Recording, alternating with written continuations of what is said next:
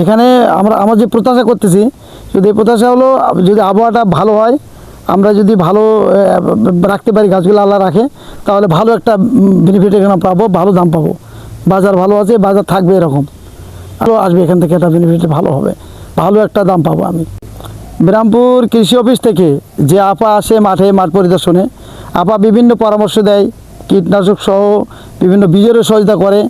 পাশাপাশি উনি খুব পরিশ্রম করেন মাঠে, ওনার পরামর্শ আমাদের মাঠে কাজে লাগে। অনেক সময় দেখে যে অনেক ভাই বীজ পায়, আবার হলো উনি মাঠে আসে, খুব ক্ষেত দেখে, সরজমিনে আসে আর কি, এবং ওনার পরামর্শগুলা অনেক সময় আমাদের উপকারে আসে।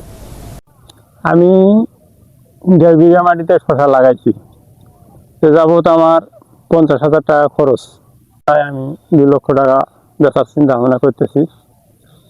আল্লাহ যদি তৌফিকে দেয়, ইনশাল্লাহ বেচতে পারবো।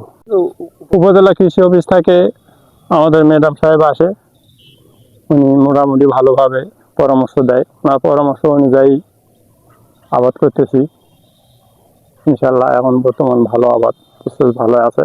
আমি এবার ফুলকপি লাগাইছি 3 বিঘা আর কি, আর শশা লাগাইছি, শশা এবং করলা মিলে 1 বিঘা লাগাইছি। তো মোটামুটি ভালো হয়েছে আর কি, আশার অনুরূপ। তো করলা বিক্রি করতেছি 100 টাকা কেজি, এবং ফুলকপি 100 টাকা কেজি বিক্রি করতেছি। প্রায় 4 বিঘা জমিতে খরচ 1 লক্ষ টাকা আছে। আমার বিক্রি হবে তারও আশা করতেছি 6 লাখ টাকা, 5 থেকে 6 লক্ষ টাকা। মানে কপি বেগুন দুটাই লাগা আছে, হ্যাঁ। আবার ধান আছে, জিরা ধান, হ্যাঁ।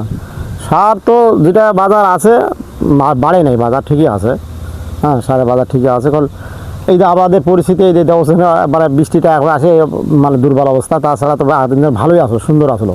বেগুন লাগাচ্ছি, বেগুন লাগা শেষ, এখন এখানে বাঁধাকপি লাগাবো, আর ওই সাইডে একটু মরিচ লাগা আছে। আশা করতেছি মোটামুটি একটু ভালো প্রফিট হবে আর কি।